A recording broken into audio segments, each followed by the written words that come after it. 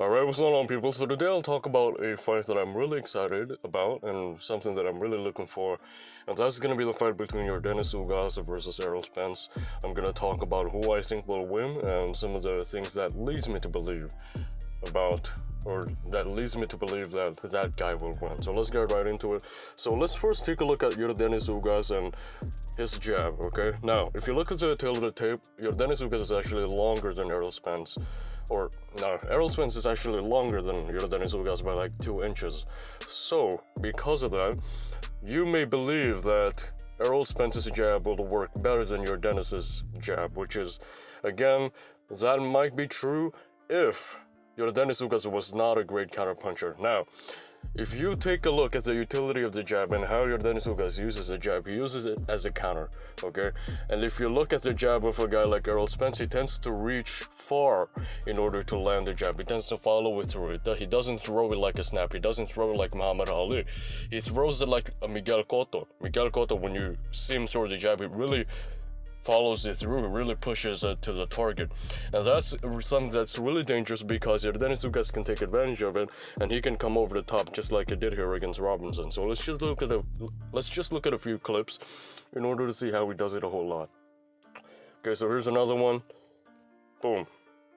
Very familiar position, isn't it? That is the position of Errol Spence whenever he throws a jab. He reaches very far in order to land it, and he doesn't get back on balance pretty quickly, doesn't get out pretty quickly. That's why he gets countered with a lot of punches, not just a jab. So here his opponent did a pretty good job of leaning back before Ugas even landed the jab, so good job there. So let's look at another example here. Great job of stepping back, but even if Errol is able to step back, imagine, it's going to disrupt a lot of his combinations because he sets up everything with the jab. So if Ugas can disrupt his combination by countering Errol's jab with his own jab, then a lot of the combos that Errol normally lands he won't be able to pull it off, okay, because Dennis is constantly countering that jab. And if you look at Ugas, the reason why, he's kind of boring at times is because he waits around too much. And you have to make a choice if you're fighting Ugas. Are you going to wait around or are you going to initiate? If you initiate, you better watch out for that counter. Okay, so here again, Robinson will throw the jab, bam, fake first, fake low. He's going to throw the jab again, leaning forward a little bit too forward. Same thing with Errol Spence. And then Ugas will throw a counter jab, which didn't really land, but again, it's not about landing it, it's about putting Errol Spence on the back foot. Whenever you put Errol Spence on the back foot and whenever you force him to lean back when he's throwing his combinations, he really cannot throw his power shots. And that's what Ugas is really good at doing, especially against southpaw fighters. The same thing occurred in the fight in his fight against Pacquiao. So now we're going to talk about the clubbing right hand, a very awkward punch that is very effective against southpaws. So, as you can see here, his opponent is gonna, let's see what he throws there. I think he's gonna throw a jab or a left hand. No, it's a jab. He's gonna throw a jab, and then Ugas will reach over the top with like a clubbing right hand. Okay, and it's very different from a straight right hand. He throws a clubbing right hand to the side of the head, which is considered as the blind side of the southpaw. So as you can see here, his opponent is not really expecting the right to come across or to come in a looping motion. His opponent is expecting it to come straight. That's why he stretched his glove out. And this is the same habit that Errol Spence has. If you look at the fight against Danny Garcia, which we're going to talk about later, the same thing he did was this. He was trying to parry the rear shot of his opponent, of Danny Garcia, by using his left hand. But then what happened was the left side of his face was exposed, and so he got caught a lot with these clubbing right hands. Let's look at another example. Okay, so there again, he throws it not as a counter shot, but he throws it as a leading punch. And that might have not, or you may not think that it landed but from that angle, but it actually landed. And what they did was they showed a replay of this later on, and they showed that it actually landed. Unfortunately, I don't know which part that was. Okay, so now we'll look at the probing uppercut counter to the left hand that he does a whole lot. So here he's going to throw the jab first, or his opponent is going to throw the jab first, proceed to throw the left hand, exposing the middle of his stomach, Now Ugas is gonna bend down. He's gonna secure that left hand by keeping his shoulder attached to the left hand or to the left forearm, and then he's gonna throw a uppercut counter. So let's look at that once again. I'm not exactly sure if that landed, but we'll watch the replay. Bam. No, it didn't really land. He focused more on the hook in that particular situation, so let's see that one more time. Didn't land much of the uppercut, but he did land the left hook on the temple. It was more like a slap, but you know, again, it's not about hurting your opponent for Ugas. It's not about hurting his opponent for Ugas. It's about disrupting their rhythm, okay? And that's the same thing that he did with Pacquiao. That's why he won. Again, left hand here, boom.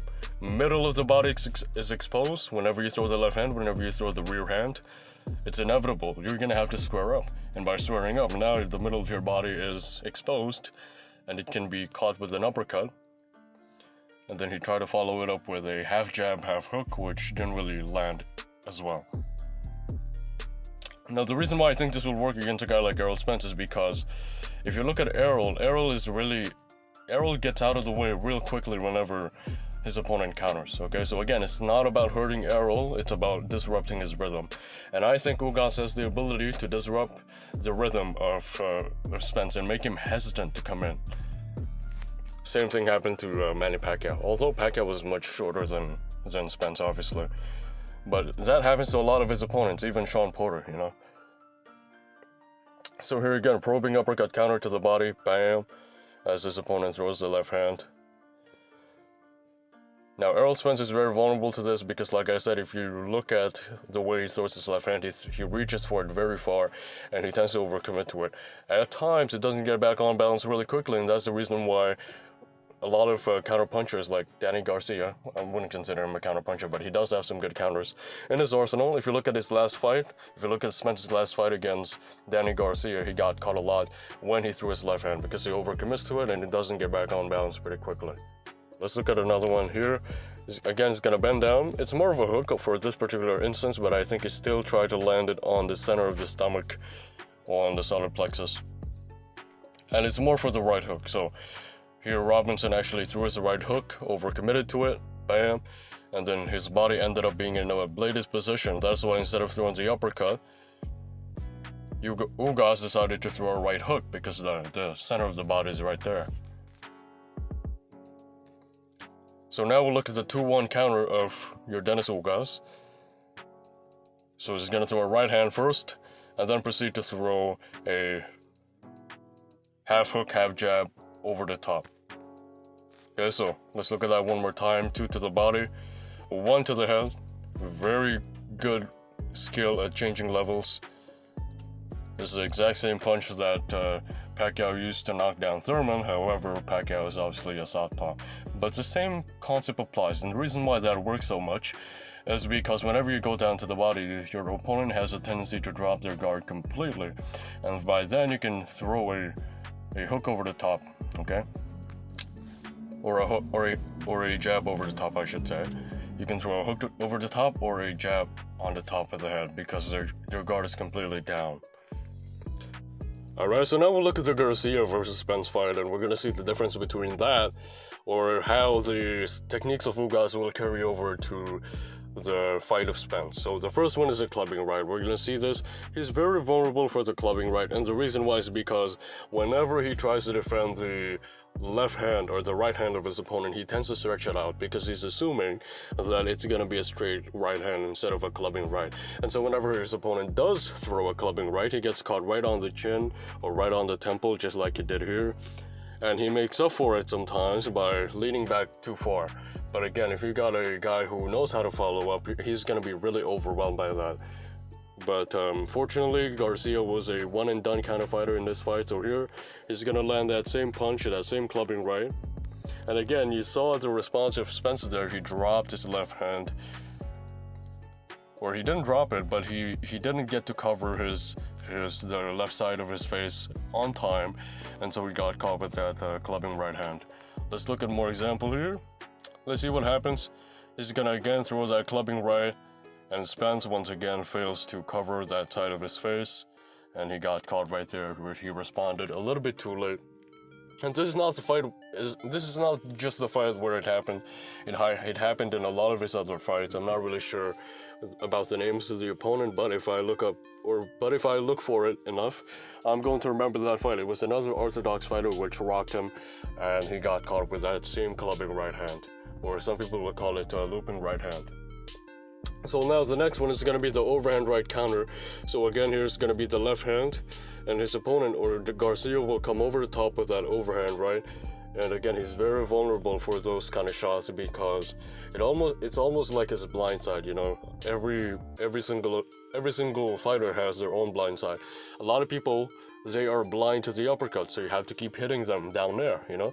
A lot of people are blind to the overhand right, so you have to keep throwing that because they don't really see that shot coming.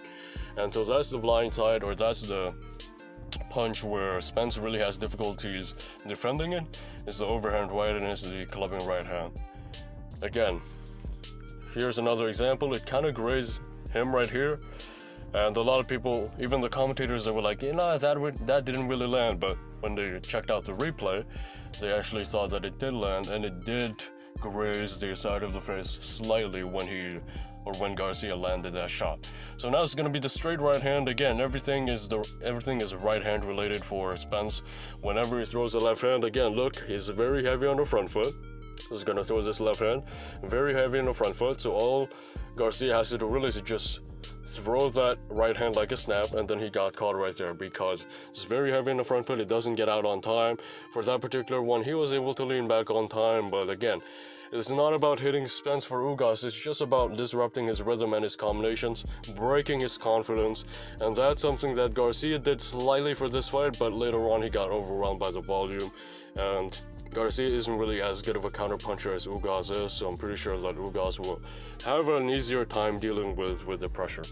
So, let's look at this once again. 1-1-2, and then he got caught right there because he didn't get out on time after that left hand. So now, if he does get out, one of the things that he does is he ducks down low. So right here, he ducks down low. But if you know Ugas, one of the things that Ugas does a lot is that whenever his opponent throws a left hand, if you remember the probing right uppercut counter that I talked about a while ago, what he's going to do is he's going to probe the jab of his opponent.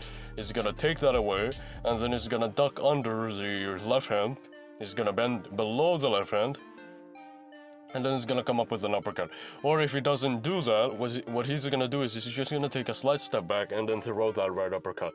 And so if you duck down low, especially this low against someone like Ugas, you can be really susceptible for his right uppercut.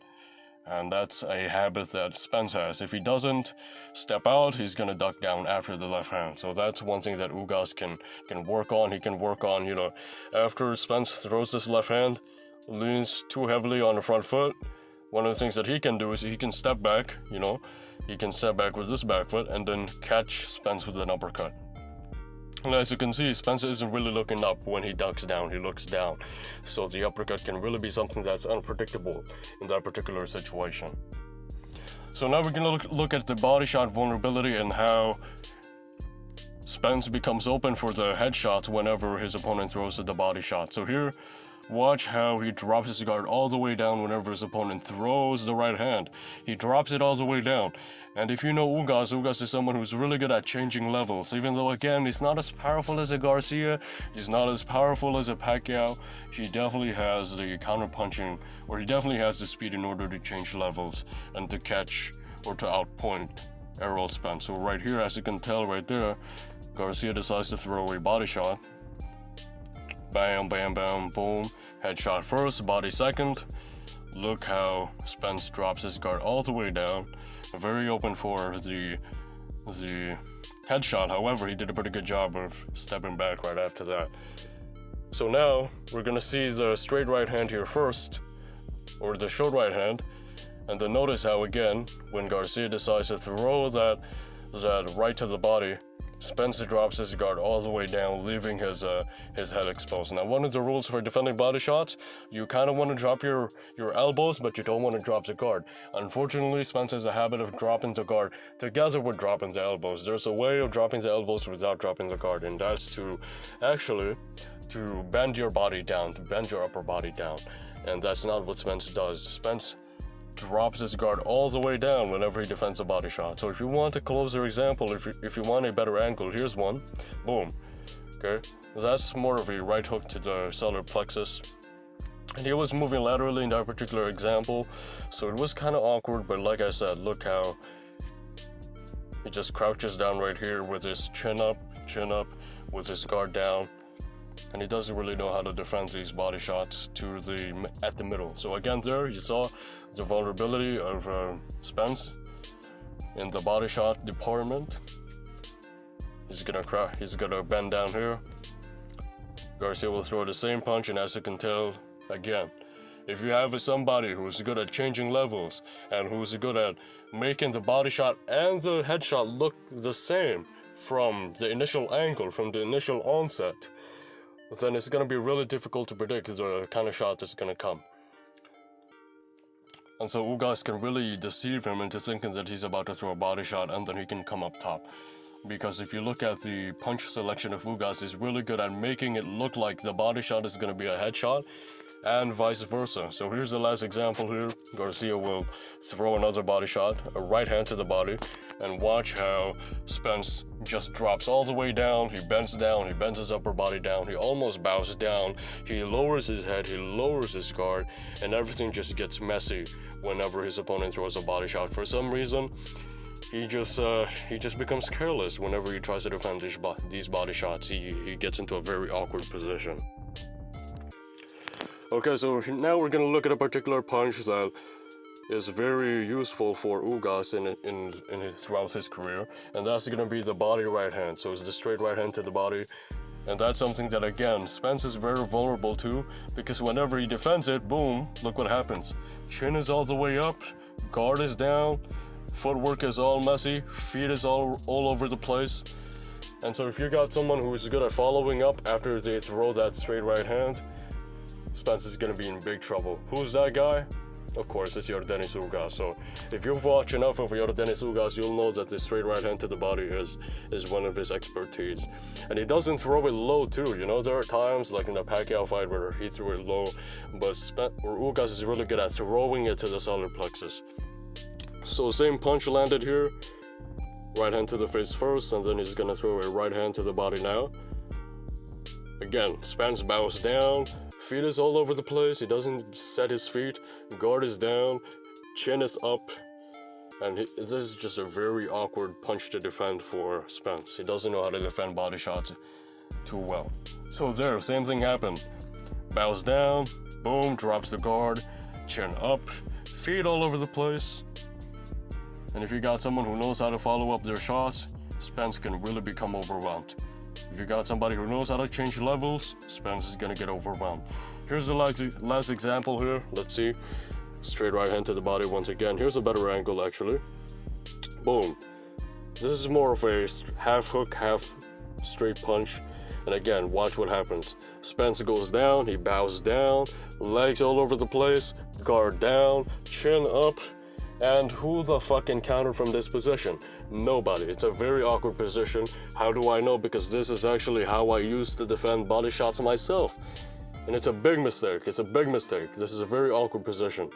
And so if you got someone who knows how to change levels, to go from body to head to body to head, you're going to be in big trouble. You're going to be overwhelmed. And I think Spence is going to get overwhelmed once Ugas starts to go to the body, okay? And to me, just to me, Ugas is a better Ugas is a better body puncher than Spence. Don't confuse this with being a more powerful body puncher. I still think that Errol has more power. He's a more powerful body puncher than Ugas, but Ugas is the more precise. Ugas is the more deceptive. Ugas is the smarter body puncher compared to Spence. So that was it. I think Ugas will win a decision on this one. I don't really see him getting overwhelmed by Spence. I don't see him getting bullied by Spence. I think Ugas, call me crazy, but Ugas can beat Spence and Crawford, in my opinion. But this is going to be the first step towards, eventually fighting Crawford. I think a better opponent suited for Ugas is going to be someone like Keith Thurman. But he's going to have an easy time with Spence and Crawford. I'm not saying easy, I'm just saying he's going to edge it out, okay? So that was it. Subscribe if you're new, and I'll see you guys soon. Peace out.